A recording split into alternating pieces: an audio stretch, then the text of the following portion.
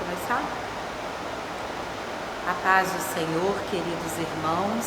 Hoje nossa lição é a lição de número 8, 19 de fevereiro de 2023.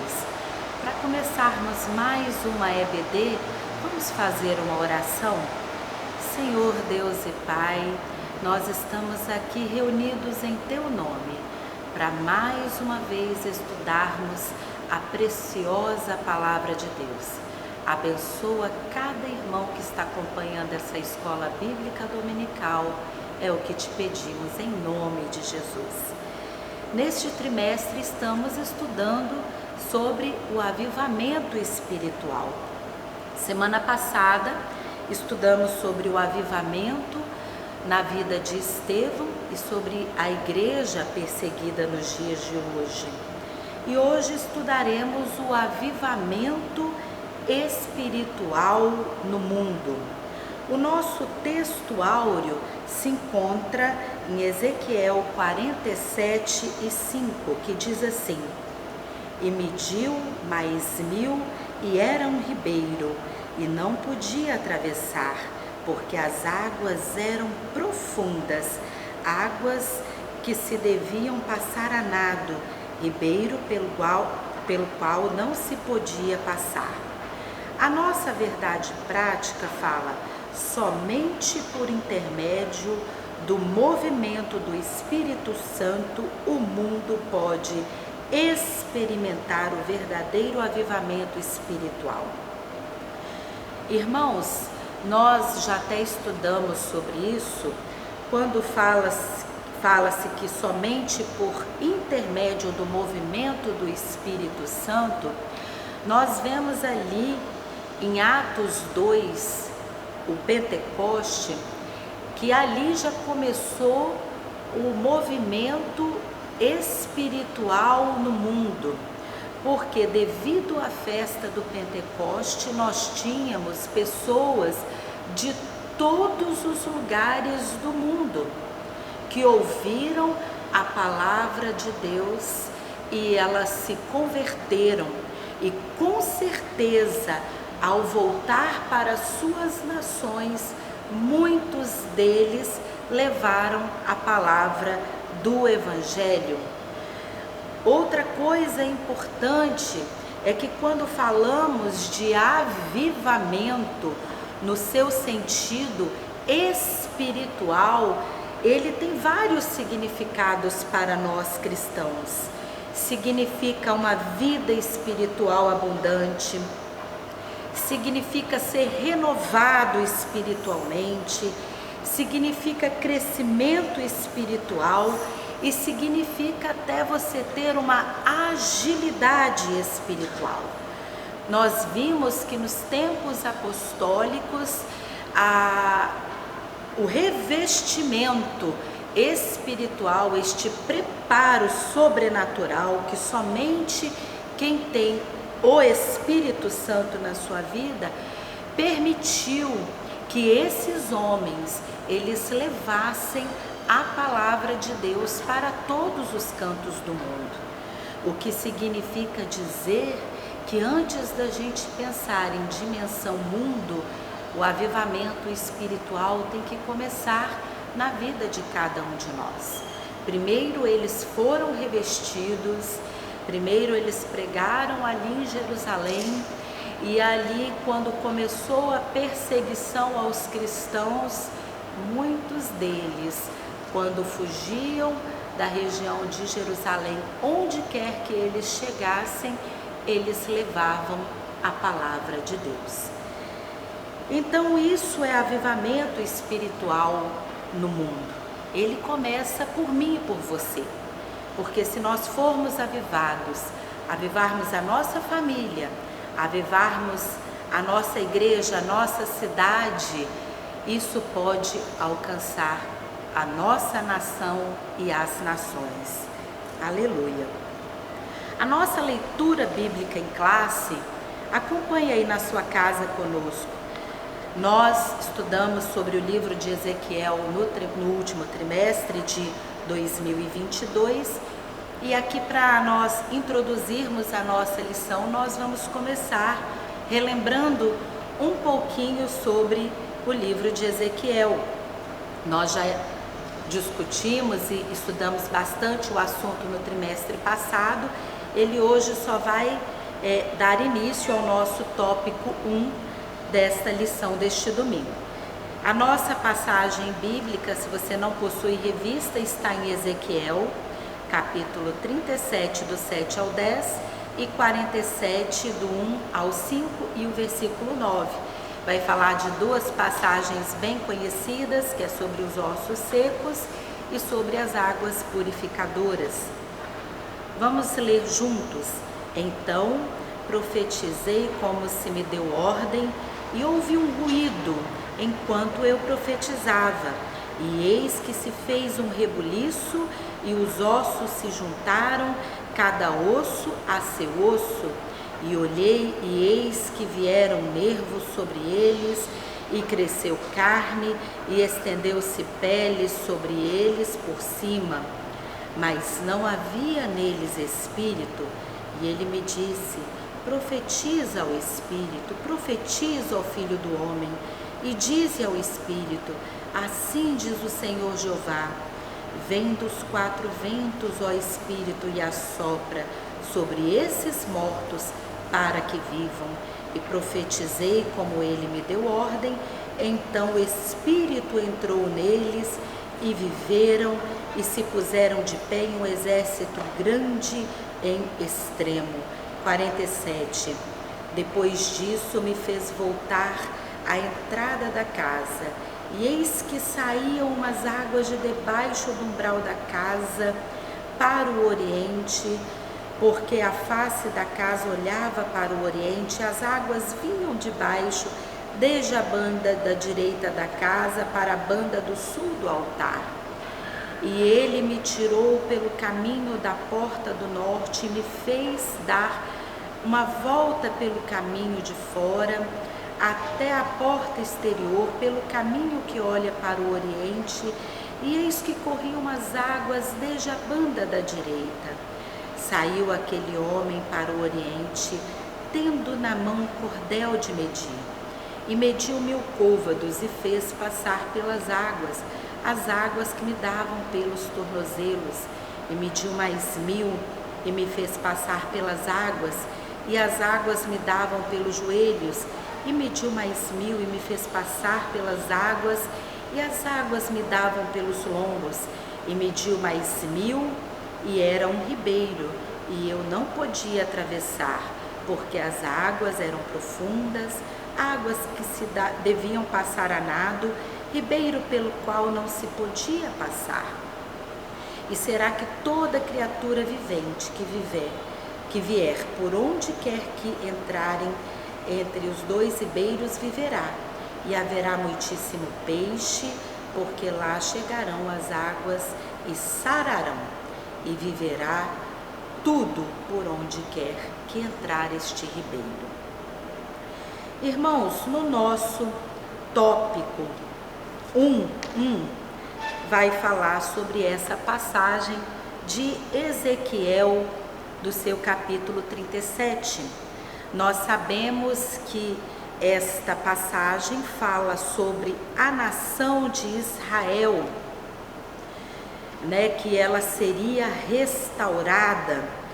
E quando fala sobre os ossos, fala sobre a própria casa de Israel, que nós sabemos que devido à desobediência do povo, sobrevieram os castigos, mas não sem aviso, porque o nosso Deus é justo e fiel.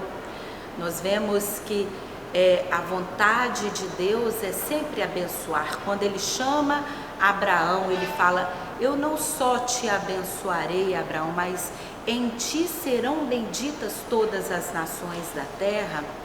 E a gente, quando conhece a história de Israel, a gente vê que logo após o povo atravessar o Mar Vermelho, ali naqueles 40 anos, foram 40 anos de aprendizado. Moisés, ele apresentou a lei ao povo, fala: olha, se vocês querem viver, se vocês querem ter paz, se vocês querem ser prósperos, obedeçam essa palavra. Se vocês desobedecerem, vai vir o juízo, vai vir o castigo. E eles não estavam desavisados. Quando Moisés foi passar a liderança a Josué, nós vimos, ele falou: olha, aqui está a palavra de Deus. Nela medita de dia e de noite, para que você não desvie nem para a direita nem para a esquerda. A gente vê na história de Israel que todo grande avivamento, ele começava pela palavra de Deus. Ele começava pela palavra quando Esdras e Neemias voltaram do exílio. Qual foi aquilo que causou o grande avivamento novamente naquele povo que voltou machucado, voltou do exílio, aqueles que ficaram na terra também assolados? Foi quando Esdras começou a ensinar a palavra de Deus. Na época de Josias, acharam um livro, houve um grande avivamento espiritual. Então, todas as vezes que nós queremos que uma nação, que uma igreja, que uma pessoa, ela seja avivada, ela tem que começar pela palavra de Deus, que é lâmpada para os nossos pés, luz para o nosso caminho. Mas não basta só a palavra como nós temos estudado neste trimestre. Como o próprio Jesus disse lá em João: errais em não conhecer a palavra e o poder de Deus. E o poder de Deus vem através do revestimento do Espírito Santo. Então, quando se fala em ossos, estamos falando da própria casa de Israel. Quando fala ali que os ossos começaram a se juntar, significa que o povo, após várias perseguições, que a gente já sabe historicamente sobre isso, ele retornaria à terra ali que tinha sido prometida pelo Senhor. Quando fala-se de tendões e carne, fala-se sobre as alianças que Israel faria para que se tornasse novamente uma nação. Nós vimos ali primeiro que ele ficou sob a proteção britânica e hoje as grandes nações do mundo são aliadas de Israel. E quando se fala sobre revestimento da pele, significa proteção, a camada de proteção de um corpo. A gente fala sobre novamente se ter um exército para proteger ali. Hoje nós vimos nos dias atuais que o exército de Israel é um dos mais bem preparados do mundo. Mas ainda falta o Espírito. E nós vemos que essa promessa espiritual, ela se cumprirá no milênio. Aleluia! E quando aí no nosso tópico 1.2, que nós comentamos, 1.2 a gente falou agora sobre os ossos secos, 1.3 sobre as águas purificadoras. É uma palavra, a gente sabe, soterológica, escatológica, fala, né, do período também escatológico, de pós-tribulacional. Mas nós temos aí também o sentido, dois sentidos nós temos aí, que nós podemos aplicar espiritualmente nesta manhã, nessa escola dominical.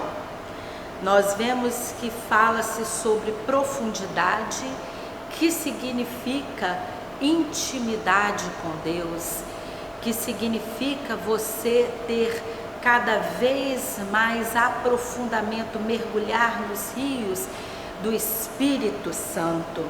Como também fala de extensão, a gente via que esses rios, eles saíam do trono, eles iam para o Mar Morto e iam para o Mar Mediterrâneo, e ele criava vida.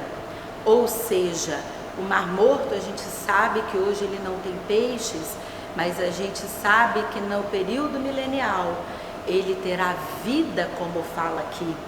E quando a gente fala que ele se divide em dois, Mar Morto e Mar Mediterrâneo, a gente vê que ele tanto vai alcançar a casa de Israel. Mar Mediterrâneo fala das demais regiões do mundo.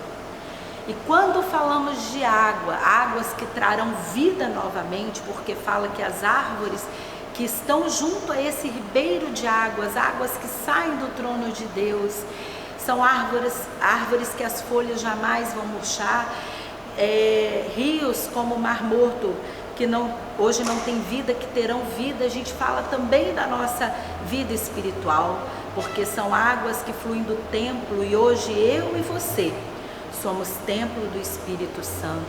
Água significa Espírito Santo.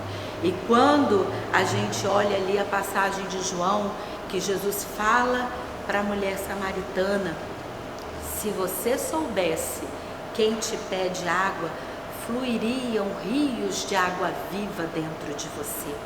Então este templo sou eu e você, templos do Espírito Santo, que somos usados hoje para trazer vida onde não tem vida, para trazer esperança onde não há esperança, para renovar espiritualmente essa geração que vive como Mar Morto, sem vida, sem esperança.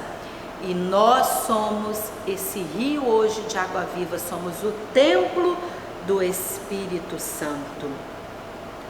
E aí no nosso tópico 2, que fala grandes avivamentos no mundo, quando nós pegamos a palavra de Deus e nós vemos ali em Apocalipse, que João, no seu capítulo 1, tem aquela visão do Cristo glorificado, e logo depois, nos outros capítulos, a gente vê que ele escreve as 7 igrejas, que fala de alguns períodos da igreja. Então, a primeira carta, que é escrita ali no final do tempo apostólico para a igreja de Éfeso, né, a gente vê que ali eles estavam passando aquele período de perseguição, começava a perseguição à igreja, aí surge o primeiro avivamento no período pós-apostólico, né, que é através de Montano.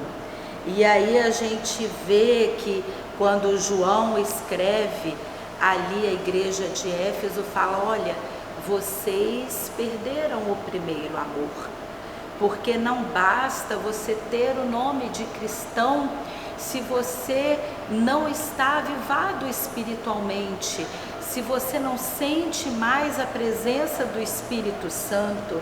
Então a gente vê que através de Montano ele começa a evangelizar, começam a haver batismos e renovo com o Espírito Santo.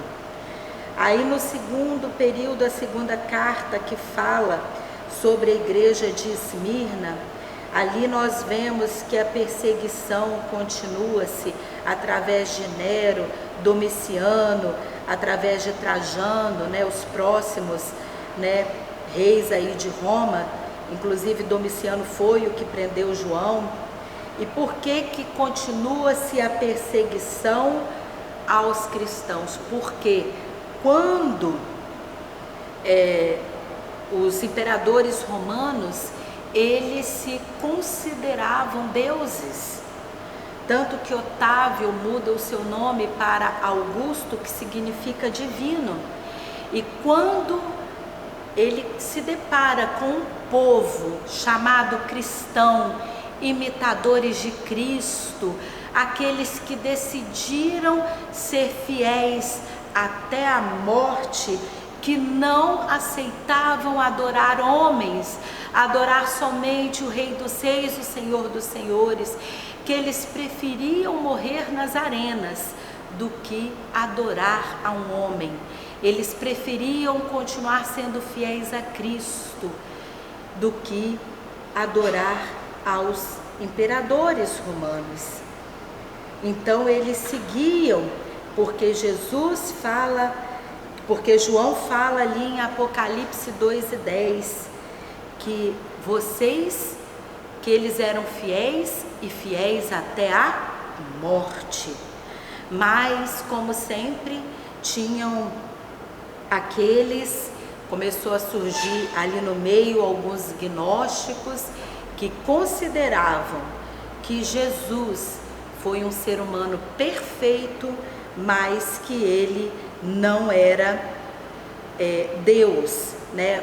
Foi a conhecida heresia ariana, aí na época da igreja de Esmirna. Depois a gente vê a carta à igreja de Pérgamo.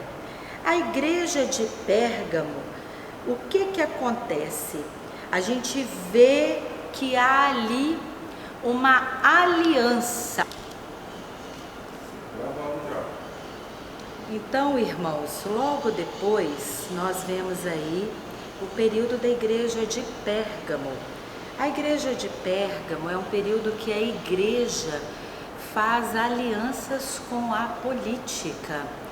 Então, a gente vê que as pessoas, algumas, começaram até a se tornarem cristãs com interesses políticos.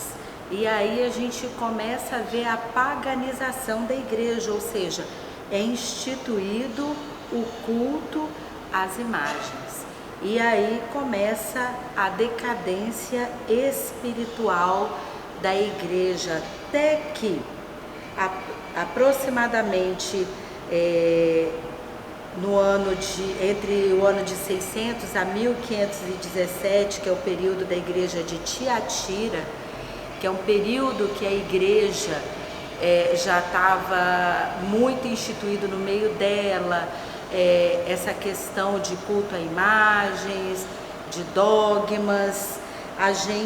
E foi uma igreja, quando João escreve sua carta a Tiatira, fala que é uma igreja cheia de boas obras, porque esse período da Idade Média foi um período que a igreja fez muitas creches, orfanatos, asilos, universidades.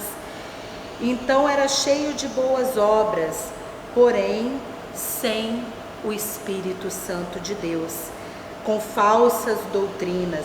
E aí a gente vê 3 avivalistas nesta época, e como eu já falei no início da lição, todo avivamento começa pelo estudo da palavra de Deus. Um dos primeiros grandes é considerado até o período pré-reforma. O primeiro foi Pedro Valdo, na cidade de Lyon, na França, e ele começa a ler as escrituras e começa a ter-se um avivamento espiritual que começa a se espalhar pela França e alcança até a Inglaterra, né? Os valdenses começam a enviar pessoas para missões, porque a gente vê esse comportamento desde o período dos primeiros cristãos, desde o período apostólico. Toda vez que você recebe um avivamento espiritual, você tem a necessidade, você tem o desejo de alcançar outras pessoas para que elas sejam também salvas e avivadas. E aí a gente vê que Pedro Valdo, ele ali é o primeiro grande avivalista nesse período pré-reforma.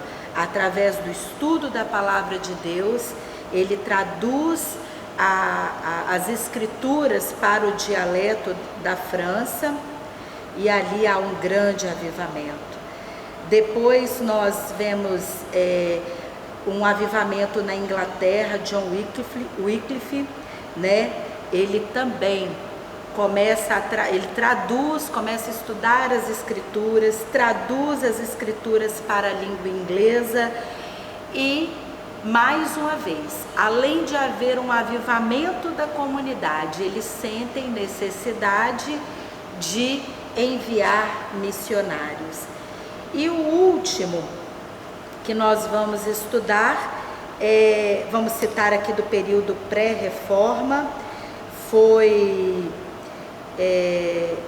Jerônimo de Praga e John Hus. Eles estavam ali na região da Tcheca e eles a mesma coisa, começaram a falar que igreja não era imagem, igreja não era dogma, que a única base para a fé cristã era a palavra de Deus. E através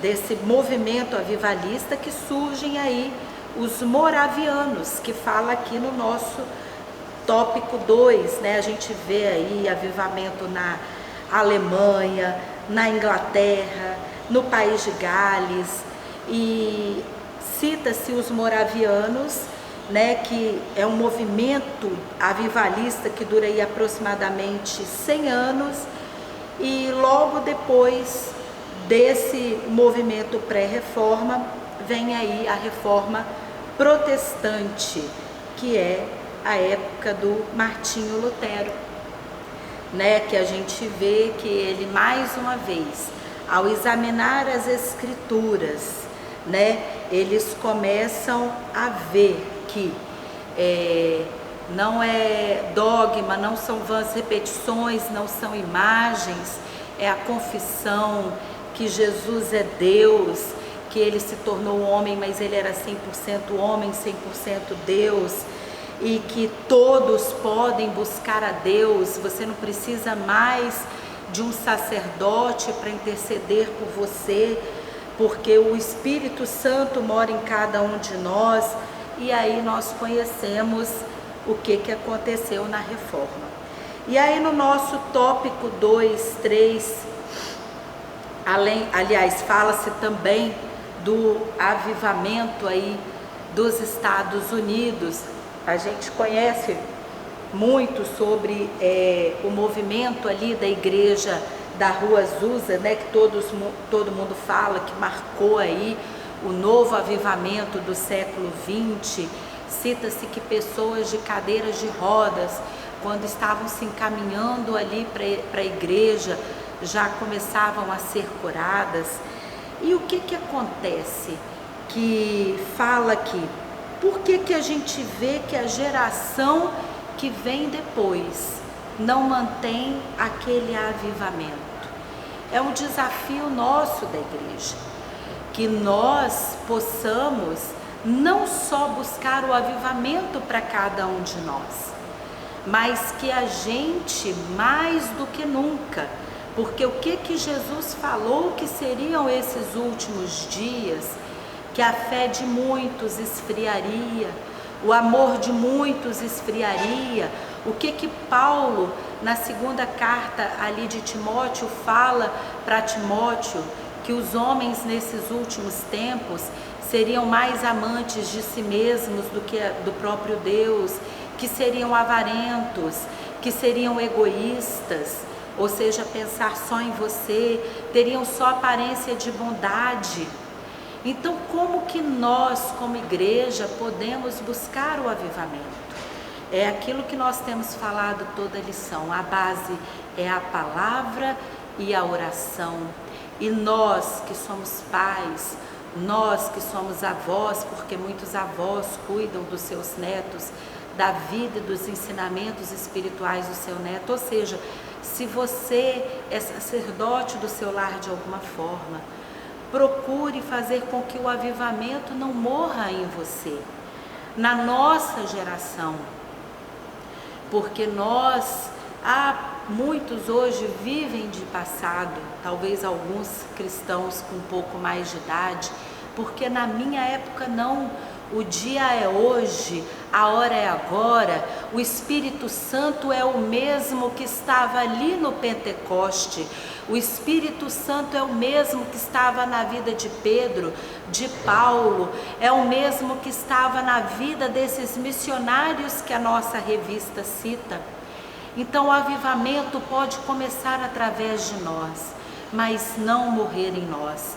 O desafio hoje é que o avivamento começa na vida de cada um de nós, mas ele não deverá morrer nessa geração, porque até Jesus voltar, que nós possamos ensinar a essa geração de crianças, adolescentes e jovens que estão vindo, que primeiro é a palavra de Deus na nossa vida, ela é o nosso manual de vida, de fé, é lâmpada para os nossos pés, luz para o nosso caminho, mas que também nós precisamos desse revestimento espiritual para termos ousadia de alcançar outras vidas. Seja abençoado nessa manhã de domingo. Vou orar pela sua vida nessa manhã e pela vida da sua família. Senhor Deus e Pai, como estamos gratos por esta lição. Estamos gratos por saber que o Espírito Santo, ele habita no meio de nós ainda, somos templos do Teu Espírito Santo.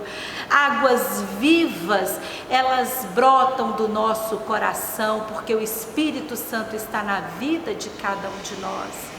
Se nesta manhã de domingo, alguém, Pai, que está frio espiritualmente, se tem alguém desejoso, sedento de ser avivado novamente, Espírito Santo, alcança esta vida, aviva esta família, Senhor, em nome de Jesus, vai quebrando, Pai, todas as barreiras, Senhor, em nome de Jesus, nós repreendemos todo laço maligno que tem prendido esta vida e esta família, que eles sejam livres pelo poder da palavra, que eles sejam avivados novamente pelo Teu Espírito, é o que te pedimos em nome de Jesus.